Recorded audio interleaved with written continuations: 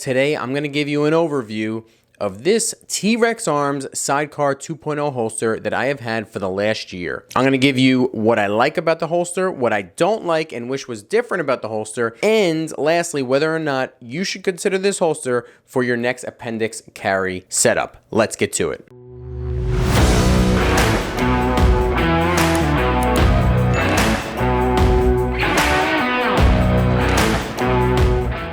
What is up, everybody? Welcome back to the channel. If you didn't already know, my name is Jay Casa. I am a red-blooded American patriot living behind enemy lines, some would say, here in the state of New Jersey. And if you get value after watching this video, please smash that like button down below and also consider subscribing. We are building a tight-knit community here of people who are specifically into the Second Amendment, and specifically in blue states like this one, where we have to constantly defend our Second Amendment right and our God-given right to protect ourselves, our family, and our property. So if that sounds like you, definitely consider subscribing and hit that notification bell as well, so you can stay up to date on all of the videos that I put out. But in this video, like I said, I'm going over this TRex Arms Sidecar 2.0. This is probably a bit overdue. I've had it for a year, and this is actually the first holster that I bought. So first, let's go into why I decided to buy this holster as my first holster. First things first, obviously this is a sidecar setup, which a lot of people are very familiar with. So it was really either between this or the Tier 1 concealed. But based on my research, TRex Arms was the first one to come out with this setup. So why not support the OG, right? The company who came out with the product to begin with.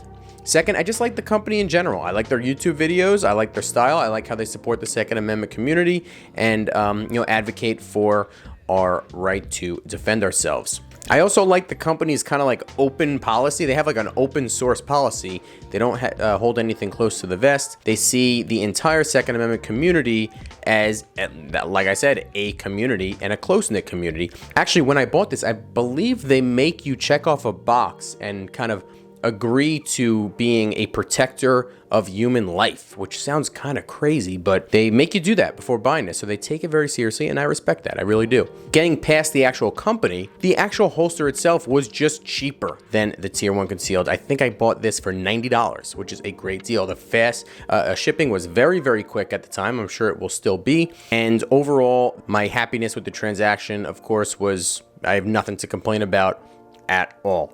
And lastly, it gives you a lot of, let's call it modularity in regards to changing this holster if you need to. So as you can see here, it has this attachment that they call the Raptor wing, and it's just your basic model with the Raptor wing. But for an extra small cost, maybe an extra $20 or so, you can get different attachments. Now, the most common attachment is the second magazine carrier, okay, that holds a second magazine to the gun that the holster is made for. That was the one I was interested in that, but I wanted to start off without it first, because at the time I didn't even have a concealed carry license yet. I was waiting for it, and I just wanted to see how much I was going to carry, because if you have any experience with this, before you get a concealed carry license, if you're not familiar already with carrying a weapon, it's a bit intimidating, even just in regards to how comfortable or uncomfortable is this thing going to be, and how often am I actually going to carry. So I wanted to start off simple as possible and then add different things as I see fit. Now, I haven't gotten any attachment yet because I've been pretty happy with this setup so far. I don't carry this every day. I have a few different setups that I change to and from, but I have had a concealed carry license for, I don't know, 6-7 months, something like that. And I've carried this, and I have learned a few different things about it that I wanted to get into with you guys in this video. But first, let's go over kind of the overall quality of this holster. It is an extremely high quality and well-made holster, made here in the USA by an American company. Of course, you have your clips here that are made of plastic. You do have a lot of adjustability. You can move these up and down, and you can move this up and down and left and right, and you can also move it out a little bit as well on this wing here. It's very easy. If you ever wanted to replace this with a different attachment, you just push this pin out. The whole thing comes out. There's a little friction ring there. Replace it with whatever attachment you're putting. You slide it back in, done deal. This holster accepts all suppressor height sights just fine. You can see it here. I have suppressor height sights on this one. Fits in just fine. Stays in there very, very snugly, but you can adjust that as well with these 2 screws right here. And it is also fine, obviously, with any red dot. It does come with kind of a mid-length sweat guard.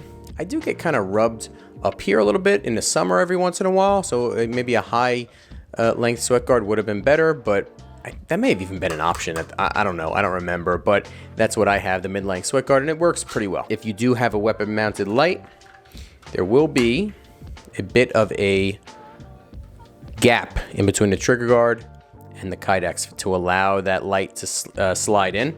So if that bothers you, if you don't want that gap, don't run a weapon mounted light. That's not a TRex Arms problem, that's just any holster, because it needs the room to get in. So the things that I learned about this that I really liked is obviously the adjustability. I've adjusted a couple different things. I think that I have adjusted these clips up or down.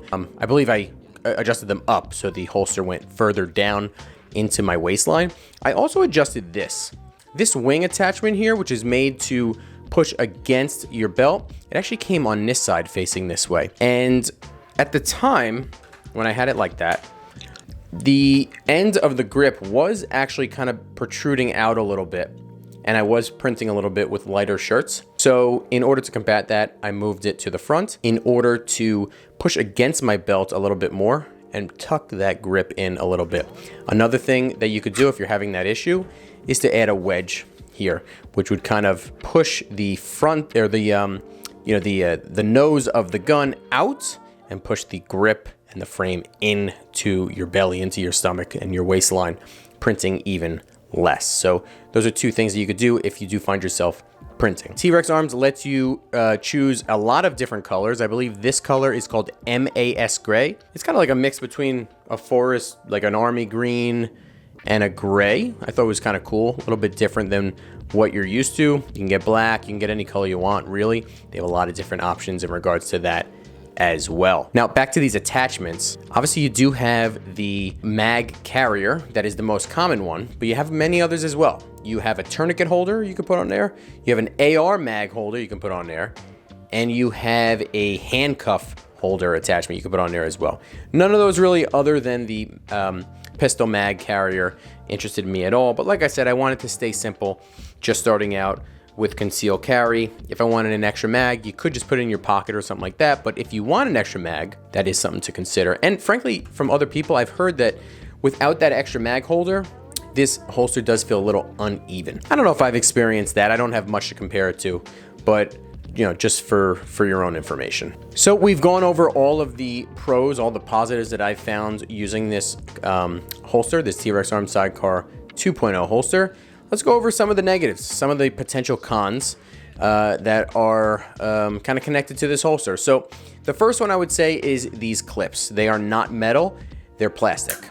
Now, that could be a pro or a con, but frankly, I kind of like metal clips like this. Now, sometimes these metal clips are a little bit of overkill, but you just know they're never gonna break. When pulling out the clips to get on and off the belt, I'd be lying to you if I never thought, oh wow, I'm pulling this so hard it's gonna break. I could be wrong. They have not broken. They haven't even come close to breaking. No signs of breaking at all. But if you want something super, super secure, you may want to look elsewhere. I'm sure you can get replace just the clips as well, but not on the TRex Arms website. Like I said, sometimes metal is overkill, but just like anything firearms related, concealed carry related, it could be a life or death situation and you're dealing with a broken clip. Something to consider for sure. So I'm sure they've tested the hell out of this thing more than any of us could, and I'm sure they stand up just fine. So your mileage may vary, but it's something to consider for sure. The second con I would say is that it's pretty bulky, honestly. Not really the way they make the holster. It's just the style of the holster. The whole sidecar setup in general can be very bulky when compared to other sorts of holsters. It's made for having that second mag carrier on there and kind of just having everything at your disposal right at your appendix carry position. But if you have a smaller gun, it's not going to be probably the best solution for you. So we've gone over the pros and the cons of the TRex Arms Sidecar 2.0 holster, but we have not answered the question, is this the right holster for you and your situation? AKA, should you get this TRex Arms Sidecar 2.0? I would say this. If you're looking to carry, specifically appendix carry, and you want modularity and flexibility in regards to what you can do with this holster, and you're just starting out and you kind of want to do it all holster for a mid-size or bigger handgun, I would recommend this holster 10 out of 10 times. You can go a lot of different ways with it. It gives you so much flexibility and adjustment in what you can do, which is the reason why I got it in the first place. You could buy it just as it is right here, where you don't have any attachment. And the way, with no attachment, by the way, it doesn't have to even be appendix carry. You can carry this at the 4 o'clock position anywhere you want. And the attachments that you can get in the future, you can buy them separately, allows you to have so many options to tailor fit your needs as you learn and as you carry every day. Because trust me, if you're just starting to carry every day, you think you know everything, but as soon as you start carrying, you're going to learn something new every day and realize, oh, this works and this works, but that doesn't work for me. And everyone's situations are different. We have different jobs, different lives, different daily activities or whatever. So overall, this is a tremendous, probably the perfect holster to start out with a mid-size to higher or bigger handgun. Now, why do I say mid-size or higher handgun? Anything Glock 19 size or bigger, great option. But if you have kind of like a summer carry weapon, something smaller than a Glock 19, I would not recommend this holster just because of the fact that it is a bit too bulky for a quote-unquote summer carry weapon. What I would recommend for that is something like this. Now, this is the Tenacor Curtum 3 holster. And you could just see there's no attachments or anything. It's much more slim and streamlined, much less material, much less plastic around. And you could just compare how much less bulky one is compared to the other.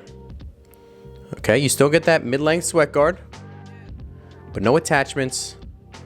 The clips are much more, kind of tucked in a way.